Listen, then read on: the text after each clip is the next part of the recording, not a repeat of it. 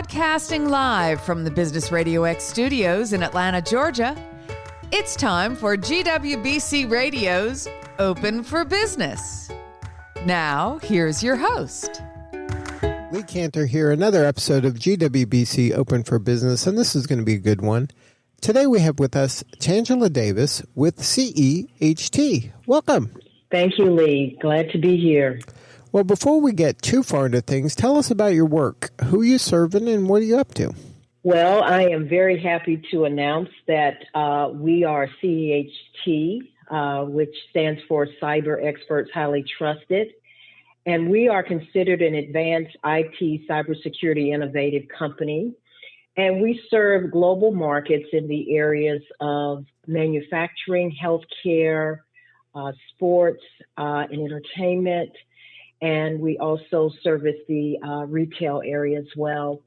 What we've been doing, as you well know, with 2020, we're seeing unprecedented times right now with cyber attacks, and where we're seeing companies are deploying all of their workforce remotely and virtually. So that has really increased our spike in cyber attacks. So we have been helping our clients in that space really to be more diligent in protecting their data networks. That's what we've been up to. Now, how did you get into this line of work? Well, one of the things that we did was we took a look around and really saw there was certainly a need for a company such as ours. I am actually the co-founder, as well as our co-founder is a service-disabled veteran woman-owned who spent 25 plus years in this space, working at the highest level in the Pentagon. And we decided to form Ceht because we saw there was a very big need in this space. Not only there was a lack of female in this space, but there was also a lack of minority females in this space. And so we felt that with our combined efforts and the experts and teams that we have worked with over our careers, that we could really bring something of tremendous value to our clients. And that's hence how Ceht came to be.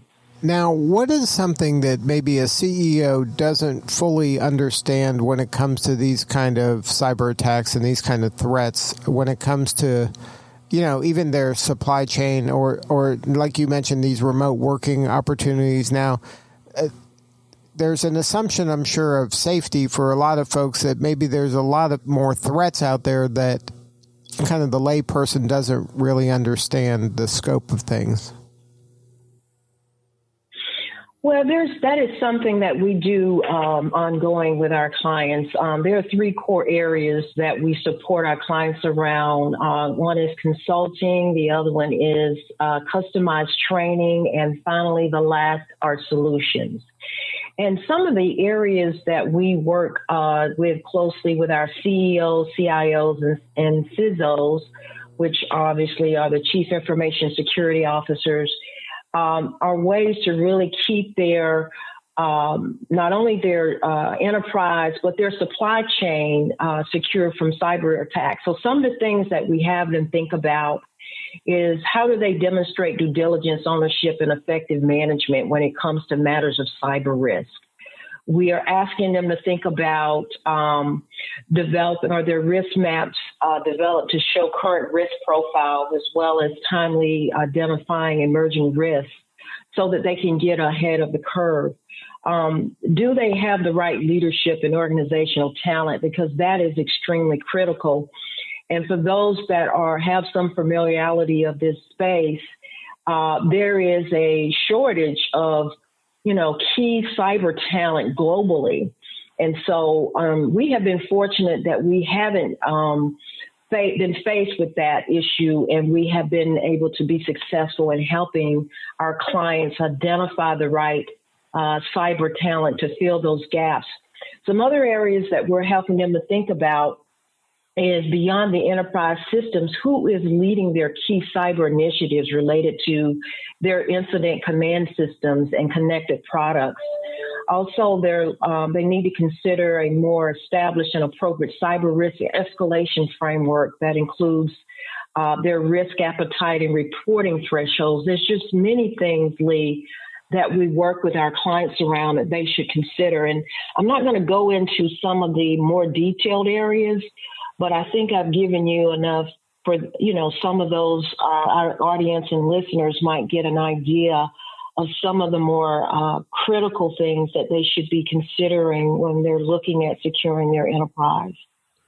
Now, when it comes to securing the enterprise, are the threats more likely to come from an outside source or an internal source, like a disgruntled employee or a vendor or something like that?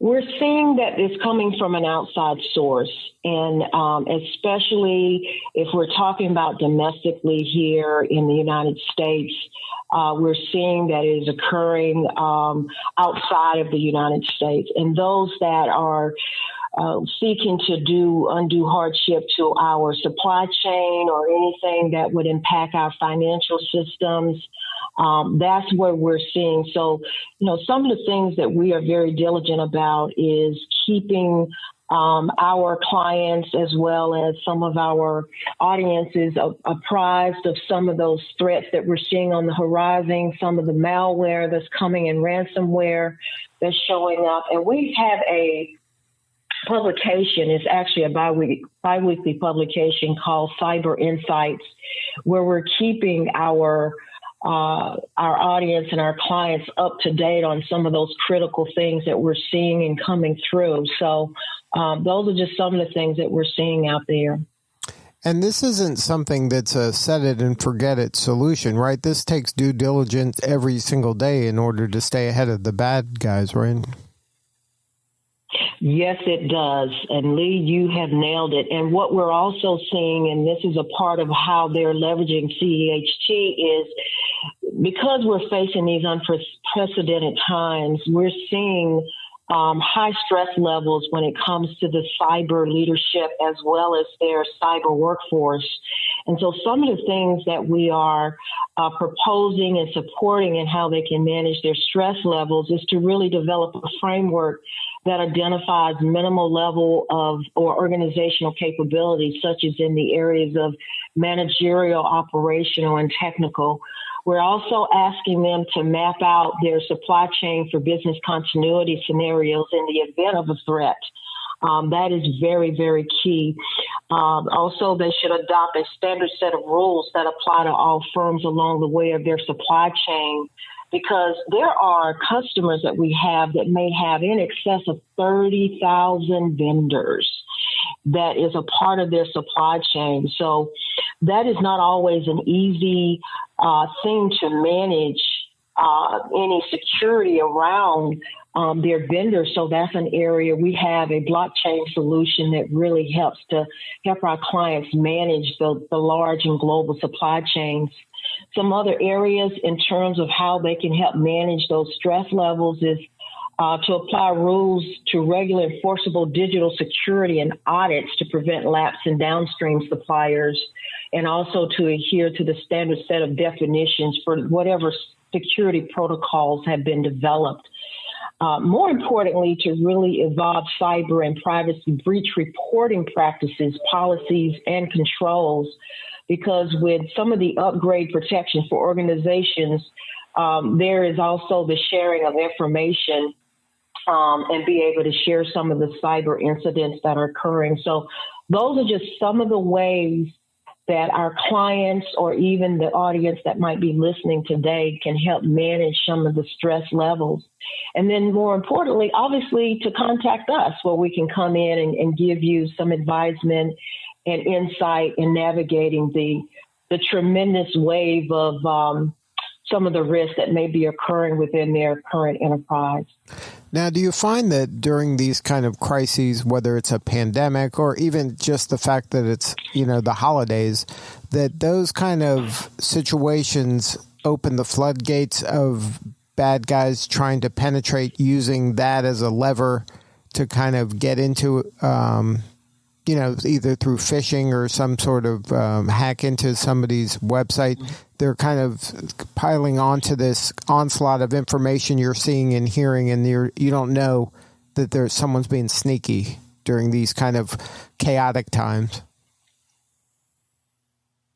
You're dead on, Lee. And that is attributed to the fact that a lot of people are distracted right now with what's happening with the pandemic, what has been going on with our election, post-election, the holidays occurring. Also, we mentioned the virtual remote workforce. You have the workforce that are working virtually. They're also being the babysitter and helping to support the educational initiatives for their children that are at home. So when you have those kind of distractors, you may not have people that are as in tune or attentive to the things that are required and necessary to help secure your environment. And particularly now that we are in a more remote environment setting, the control, we're having to have more control measures in place to be much more strategic in securing the environment. Now, is there any kind of low-hanging fruit that an organization can do kind of on their own?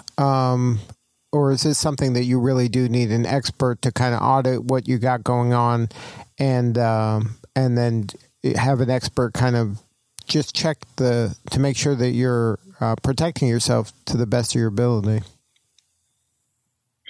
It's actually going to take a blend of both, but there are things that the organization can look at certainly on their own.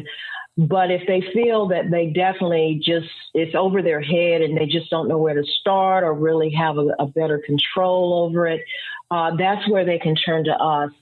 But to really look at how organizations can further strengthen their cybersecurity posture within their organization, I'm going to give you give the audience a few highlights of some things that they can do. The first is to remind employees to stay focused and diligent.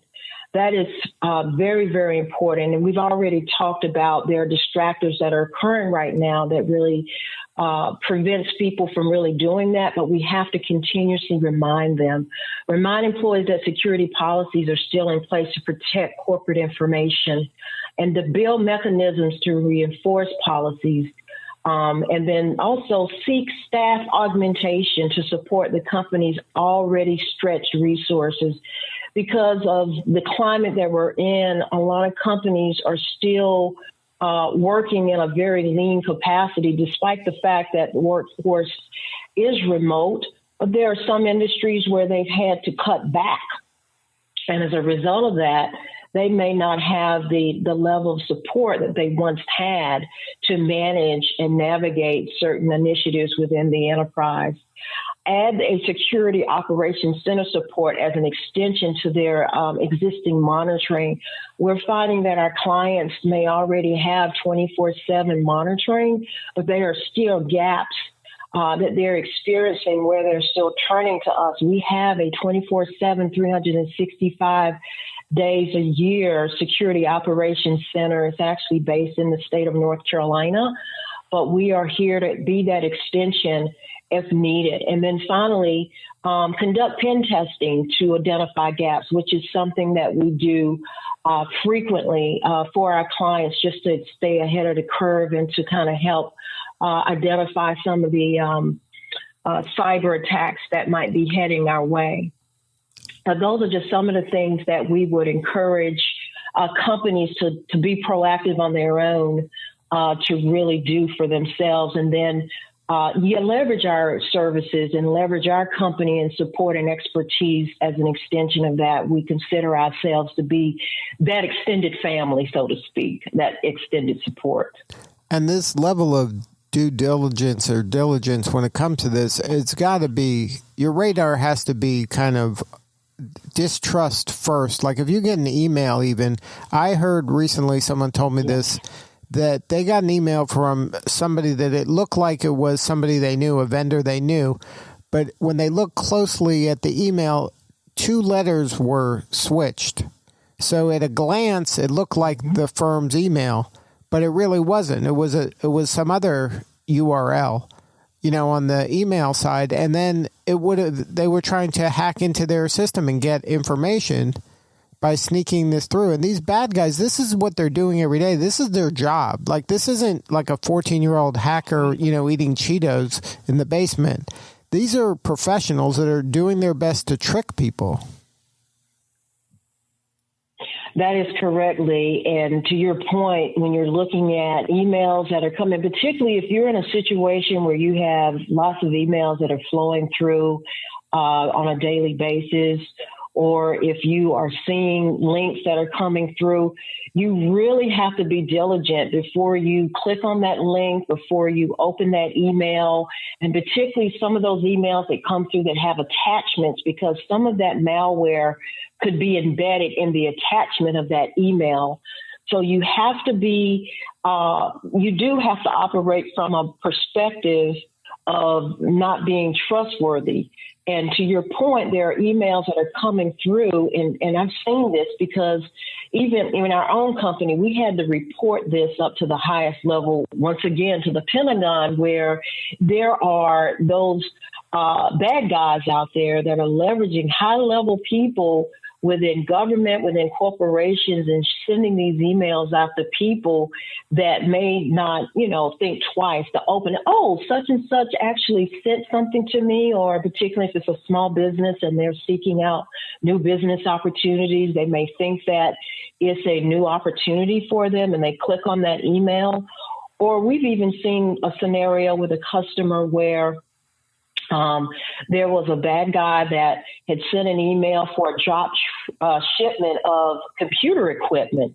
And after further due diligence, we found that the location where this, because it was actually in the form of a purchase order and how it was sent via email.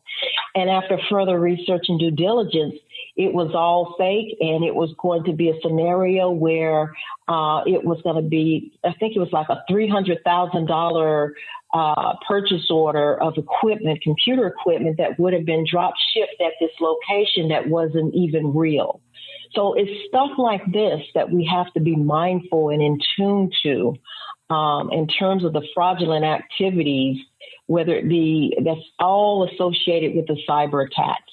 And so I would just ask everyone, I know we have a lot going on right now during these unprecedented times and this turbulent climate, but let's still remember to be diligent, because not only is it protecting you and your family, it's protecting your employer and your ability to earn your income, because there's a lot of damage that can occur when systems go down, when business go down, and people are not able to receive the level of service or care that's needed. And if you can imagine, when we talk about care, speaking of health care, just imagine if their systems went down, the doctors and nurses and healthcare providers were unable to really treat their patients accordingly.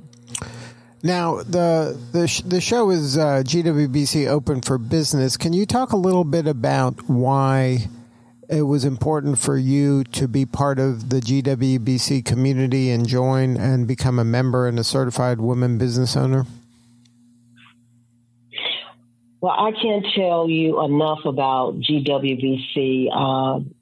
It has really enabled us to access channels that we may not have been able to access on our own. And Roz Lewis, who is the GWBC president, and her team, they are just phenomenal. There are no words to describe how they're such an advocate for women in business, and really developing and being the trailblazer to enable us the opportunity to connect with the major corporations. What we've seen in our business is the ability to access those markets that we have a desire to access, and really just present our solutions. And particularly with us being an MBE and service-disabled business enterprise, it really has enabled us to just change the paradigm and bring just a top level of services to our customers that are just as passionate as we are in really the work that we bring, the innovation that we're bringing. And I just can't speak enough about GWBC. They're just really doing tremendous work and continue to do this tremendous work to enable companies such as ourselves to access those channels and those opportunities that are there. Now, regarding your company, CEHT, what is the ideal client for you? Are you working primarily with the largest companies, or do you work with companies of all size? I know you mentioned, healthcare, fintech. You have certain niches that you serve, but what does an ideal customer look like for you? Yes, and we normally work with larger corporations, Lee. That is a good question. Our profile ideal customer will typically be $500 million to $1 billion plus customer. They will be in the industries that I mentioned earlier: healthcare, finance, manufacturing, supply chain, sports and entertainment, and retail. Typically, those customers they're typically looking for staffing support or blockchain, as well as SOC services or that extension. And so those are just some of the customers. If we're talking about problems they're seeking to solve, lots of times they're seeking to solve problems in terms of just ensuring their networks and systems are secured properly. They will often have us coming in to help do audits of their existing systems and everything, and particularly from a supply chain perspective. I've mentioned already our blockchain solution and how we're able to track everything from inception to completion. And we have actually received awards for that blockchain solution. But, if I had to say why CEHT, here's what I leave with our audience today. We are a global service provider. We operate right now in 5 regions within the United States: South Korea, Sri Lanka, Germany, Singapore, Hawaii, Honduras. We're also, our team is extremely advanced in terms of red and blue cyber teams in possession the manual professional expertise of penetration testing. We also understand the dynamics of the successful cybersecurity experience. And more importantly, we successfully navigate enterprise-wide security solutions in extremely complex environments. We do what we say we're going to do, and we are very eager to work with you. We want to work with you. So if we had to sum it up, why CHT, why should companies work with us, I would leave it at that, Lee. Well, congratulations on all your success, and thank you so much for doing the work you're doing. It's important, and we appreciate you. Well, we are so happy to be a part of this morning's radio, GWBC Radio, and I hope that the information shared with our audience will be something that will be extremely helpful. If they would like to learn more or feel that they need to certainly have some added support, they can reach us, of course. Go to visit our website, www.ceht-jv.com, or email us at info@ceht-jv.com. And they can also find us on LinkedIn. We actually have a CEHT LinkedIn page, and certainly we welcome you to follow us for behind-the-scenes information about cybersecurity. Well, thank you again for sharing your story today. Thank you for having us, and certainly feel free to reach out anytime. And once again, that website is CEHT-jv.com. All right, this is Lee Cantor. We will see you all next time on GWBC Open for Business.